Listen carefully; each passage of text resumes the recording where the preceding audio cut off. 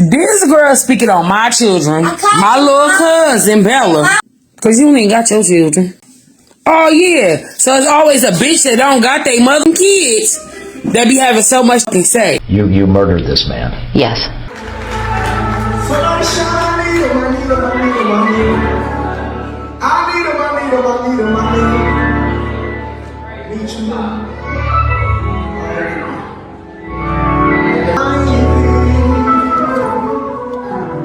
We are following breaking news just into our newsroom in the 4 o'clock hour, in the last hour from the St. Joseph County Courthouse. 27-year-old Kamari Wright was just found guilty of voluntary manslaughter in the shooting death of 32-year-old Kaylin Davidson. So here's her photo. The shooting happened last year. This is the weight of carrying your son's coffin. The most painful day of your life. Now, consider doing that, then having to attend your own funeral just weeks later. This is not a story about a single, senseless death. It's a true story about a family consumed by successive tragedies, an unthinkable accident followed by an act of cold-blooded violence. How does a mother endure the loss of her child, only to have her own life violently taken just weeks later? That is the central question this story will attempt to answer. Have you ever heard about a crime that felt so unimaginable, so close to home, that you just had to know every detail? One that makes you question how much control we really have over our lives? In the spring of 2022, South Bend, Indiana, became the backdrop for two separate deaths that ripped apart one family and exposed a city's deeper struggles with gun violence. We'll recount the tragic sequence of events, but more than that, we will reveal the crucial, overlooked detail about the moments leading up to the final, fatal encounter, a detail that could have changed everything. Before we get into the full story, a quick request. If you believe stories like this need to be told to honor the victims and help us all learn, go ahead and hit that like button right now. It really helps bring these true stories to a wider audience.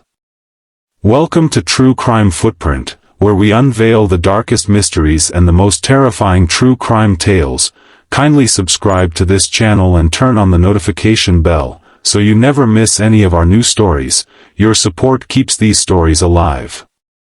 Meet Kaylin Davidson, a 32-year-old mother from South Bend, Indiana, with a deep love for music and a life filled with promise. She was a dedicated medical assistant at Beacon Health Systems, actively enrolled in their clinical care intern program. She was on a path of growth, with her sights set on advancing her career while raising her two sons, Kylan and Kyler. She was the kind of person who stayed connected to her roots, with her faith and family providing a strong foundation. Kaylin was the center of a large network of relatives and friends, known for her social spirit and her passions for photography, travel, and quiet movie nights at home with her kids.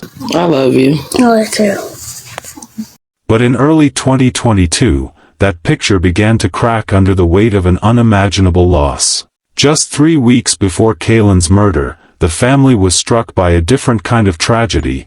Her 5-year-old son, Kyler Jackson, died from an accidental gunshot wound, a bullet fired by a 9-year-old relative. One moment, a child's laughter fills the room. The next, a life is gone. The loss of Kyler was a raw wound, a profound and unbearable sorrow for Kaylin and her entire family. She had just laid her son to rest, burying her own child, when she found herself caught in a confrontation. If you don't like me,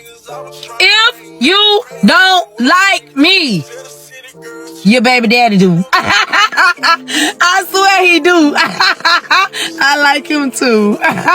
The question is, what could lead to such a violent act against a woman who had just suffered so much? The answer, shockingly, would be a woman she knew. It's the evening of May 17th. Kaylin Davidson, a grieving mother, walks into the Linden Grill. This wasn't a night out with friends. She was there for a confrontation. All the grief, the pain, and the rage she'd been carrying ignited in that moment. Kaylin walked directly up to Kamari Wright, a 26-year-old woman she knew. Court documents state that without a word of warning, Kaylin struck her first, initiating a physical struggle. The altercation spilled out onto the street, but what happened next is what separated a physical dispute from a fatal crime. a simple fight becomes a life-or-death situation. No, seriously, a simple fight becomes a life-or-death situation. Kimari Wright pulled out a handgun.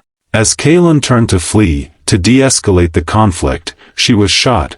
The very act of attempting to escape is what prosecutors would later argue proved this was no longer a matter of self-defense. Can a single act of violence ever truly be understood without knowing the full story?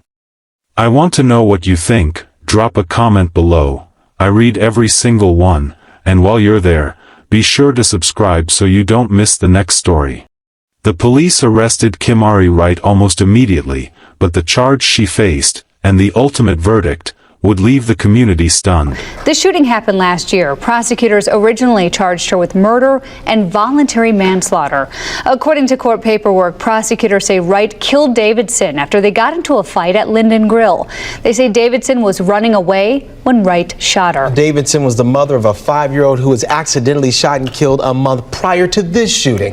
And we're just learning a jury did not apply a firearm enhancement to the guilty charge. By the way, Wright's sentencing hearing is set for December 4th. After months of legal proceedings, a jury found Kimari Wright guilty of voluntary manslaughter, not murder, and they did not apply a firearm enhancement to the charge. It was a verdict that, for many who had followed the case, did not feel like justice at all. The public reaction showed just how painful this verdict was. Years later, comments on Kaylin's online obituary reflected a deep and lasting sorrow. "I pray the courts won't let that monster free," one person wrote. Another lamented, "I'm beyond saddened and upset by the unjust sentencing of the courts." For the community of South Bend, the outcome exposed a painful gap between legal accountability and their own sense of justice. These two tragedies, while deeply personal, are not isolated incidents. They're a symptom of a broader problem. Kyler's death was, according to prosecutor Ken Cotter, the 5th time a child had died from an accidental shooting since 2020. This highlights a desperate need for safe gun storage and responsible ownership. Kaylin's death, meanwhile, shows how personal conflicts can become lethal when firearms are introduced. The memory of Kaylin and Kyler stands as a powerful reminder of the human cost of violence and the urgent need for change. This is a story about the profound, interconnected tragedies that can follow a single decision, the story of a life with promise cut short, a child's life stolen by accident, and the enduring pain that echoes through an entire community. It serves as a stark reminder of the human cost of violence, and the lessons we must never forget. If this story left an impression on you, please share it with someone who needs to hear it. Stories like this deserve to be told so that we can learn from them and help prevent future tragedies. And if you're interested in more real-life stories that expose the human footprint of true crime, consider subscribing. Your support helps us continue this important work. Before you go, listen again to the final statement of the legal section. There was a detail you might have missed. Rewind and listen to it. It changes everything. Our hearts ache for Kaylin's family. Words feel inadequate, but please know you are held in deepest sympathy and prayers. May you find strength and comfort in memories of Kaylin. Thank you for watching, for your attention, and for joining us on this journey of reflection. Stay informed, stay vigilant, and above all, stay safe. See you on our next video.